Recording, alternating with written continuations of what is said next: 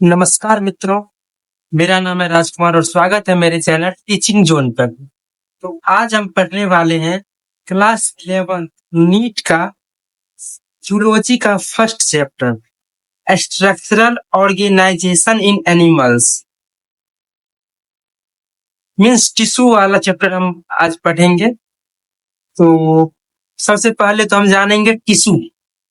Tissue किसे कहते हैं? Group of similar sales with intercellular substance performing a specific function called tissue। वैसे तो हम लोगों से भाई कोई डिफिनेशन पूछने वाला है नहीं, क्योंकि डिफिनेशन नहीं पूछता है, फिर भी बस हम नॉलेज कैसे जान लेंगे। तो टिश्यू किसे कहते हैं?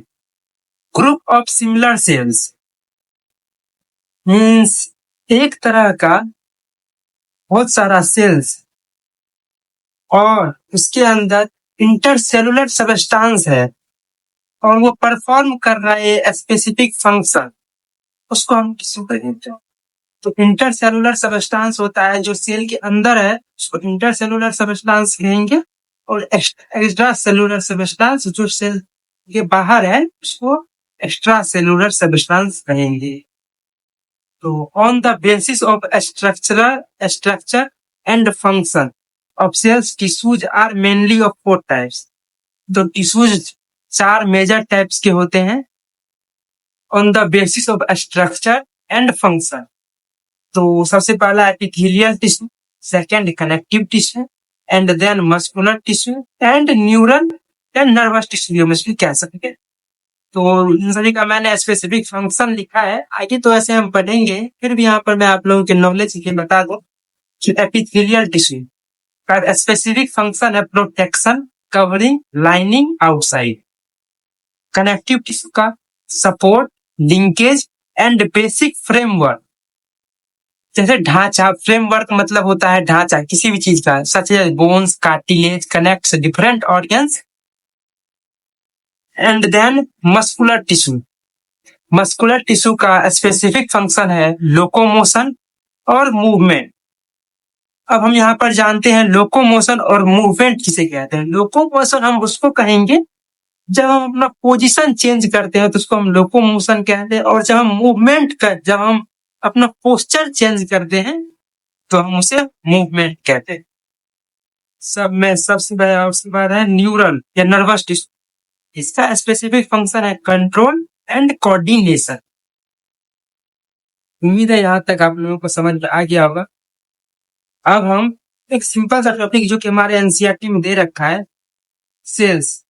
बहुत सारा सेल्स कंबाइन किया तो बना टिश्यू। 4 टिश्यू के अलावा हमारा शरीर में और कोई टिश्यू नहीं होता है। First epithelial tissue, connective tissue, muscular tissue, neural and nervous tissue. And then all tissues are combined then form a organs. बहुत सारा जब टिश्यू कंबाइन करता है and then it forms organs and बहुत सारा जब ऑर्गन्स कंबाइन करता है and then it make organ system. यहाँ पे मैंने लिख भी रखा है, तो मैं ये सारा चीज आप लोगों को पीडीएफ के द्वारा दे दूंगा। फिर भी when 2 or more organs interact physically and chemically, they form organ system. Example, digestive system, respiratory system. ये फिजिकल और केमिकली हम बात जानते हैं। सबसे पहले हम यहाँ पर एपिथेलियल टिश्यू को जानते हैं। अब यहाँ पर कहेंगे भाई एपिथेलियल टिश्यू को एपिथेलियम क्यों कहते हैं? तो एपिथेलियल टिश्यू एक इंग्लिश वर्ड है और एपिथेलियम इसका सिंगुलर है। मीन्स एपिथेलियम और एपिथेलियम, यहाँ पे बहुत सारे बच्चे कंफ्यूज हो जाते हैं कि एपिथेलियल टिश्यू और एपिथेलियम टिश्यू अलग अलग टॉपिक्स तो नहीं भाई, ये दोनों एक ही टॉपिक्स है। एपिथेलियल टिश्यू और एपिथेलियम दोनों एक टॉपिक है। तो एपिथेलियल टिश्यू भी उसी को कहते हैं, एपिथेलियम भी उसी को कहते हैं। तो यहाँ पर मैंने एपिथेलियम में लिखा है ताकि आप लोगों का क्लियर रहे। तो एपिथेलियम, ये हम डेफिनेशन को रहने देते हैं अभी। Epithelium, cells of epithelium are compactly close, मतलब सेल्स जो होता है एपिथेलियम का वो बहुत ही ज्यादा क्लोजली पैक्ड होता है विथ इंटरसेलुलर स्पेस। इसके अंदर कुछ इंटरसेलुलर स्पेस भी होता है। वो बहुत थोड़ा इंटरसेलुलर स्पेस होता है वैसे तो उसको इंटरसेलुलर सब्सटेंस में भर देते हैं, फिर भी थोड़ा बहुत बच जाता है। एपिथेलियम इज अवैस्कुलर, उसके पास ब्लड वेजल्स नहीं होता है, एब्सेंट होता है ब्लड वेजल्स, इसीलिए हम उसको कहते हैं एपिथेलियम को अवैस्कुलर। और ये एपिथेलियल टिश्यूज होता है हाईली रिजेनरेटिव होता है, मीन्स खत्म हुआ तुरंत बना लेता है। एपिथेलियल टिश्यू के पास एक फ्री सरफेस होता है, इस ऊपर वाले को हम फ्री सरफेस कहते हैं, फ्री सरफेस, और नीचे वाले को हम बेसमेंट मेम्ब्रेन कहते हैं। यहाँ पर ब्लड वेजल्स होता है और यहाँ पर कनेक्टिव टिश्यू। और इसके पास अब यहाँ पर इसके पास जब ब्लड वेजल्स नहीं होता है तो इसको खाना कहाँ से मिलता है, इसको न्यूट्रिएंट्स कहाँ से मिलता है, ऑक्सीजन कहाँ से मिलता है? इसको न्यूट्रिएंट्स ऑक्सीजन मिलता है ब्लड वेजल्स, कनेक्टिव टिश्यू के ब्लड वेजल्स से। तो ये कनेक्टिव टिश्यू इसके आसपास में ही रहता है, जो इससे कनेक्टेड रहता है, तो इसके द्वारा ये सप्लाई कर देता है न्यूट्रिएंट्स और ऑक्सीजन। अब epithelial cells have an apical surface that, ये मैंने आपको बताया, ऊपर जो एपिकल सरफेस जिसको हम फ्री सरफेस भी कहते हैं और बेसल सरफेस जिसको हम बेसमेंट मेम्ब्रेन भी कहते हैं।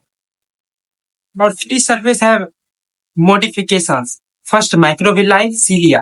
फ्री सरफेस मॉडिफाई भी हो सकता है, जैसे फ्री सरफेस के पास ऐसे जैसे फ्री सरफेस है और जिसके पास अगर ये आ गया ऐसे करके सीलिएटेड हो जाता है, और यूं ये जो विलाई टाइप में होता है जिसको माइक्रोविलाई कह देते हैं।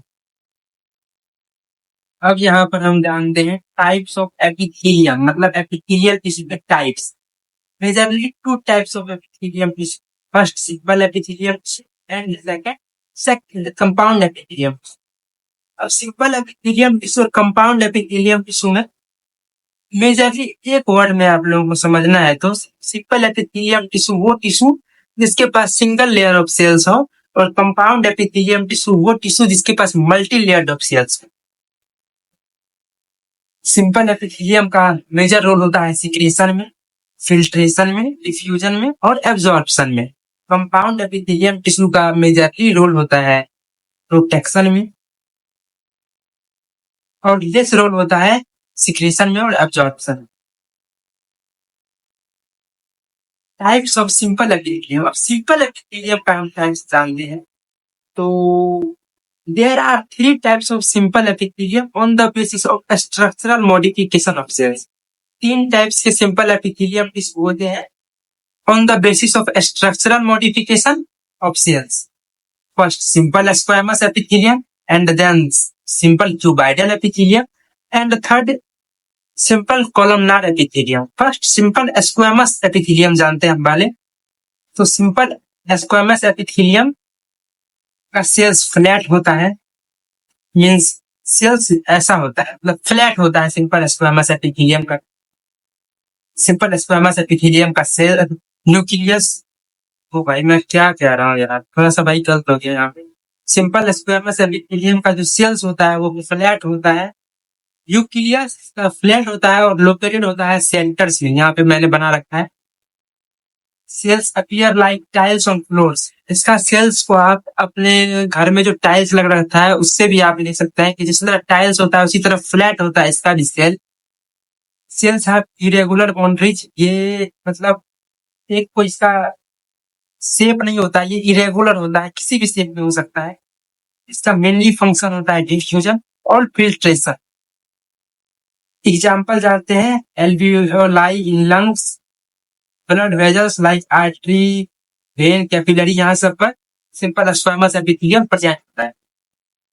यहाँ पे simple cuboidal epithelium, simple cuboidal epithelium का सेल्स क्यूबाइडल होता है और इसका न्यूक्लियस राउंड होता है जो कि सेंटर में प्रेजेंट होता है। इसके बाद एक surface cuboidal basement membrane epithelium.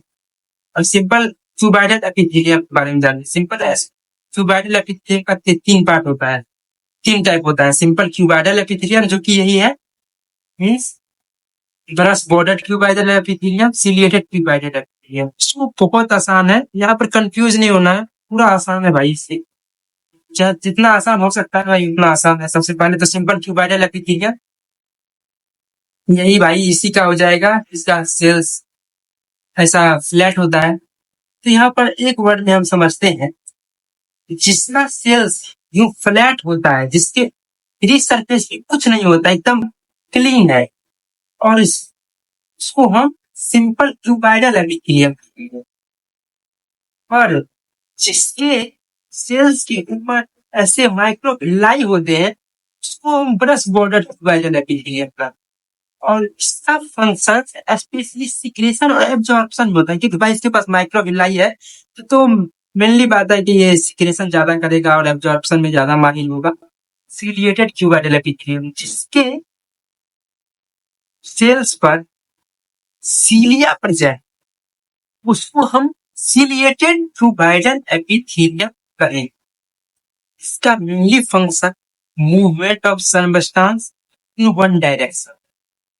ये मूवमेंट तो करेगा सबस्टेंस को, लेकिन एक ही डायरेक्शन। तो उम्मीद करता हूँ कि यहाँ तक आप लोगों को समझ में आ गया होगा।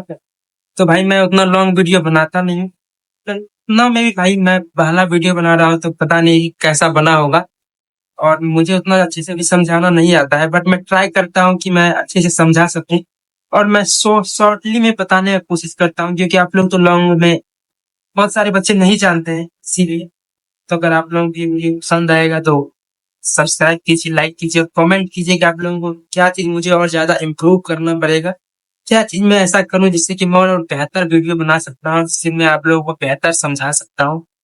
तो यही तक। Thanks for watching.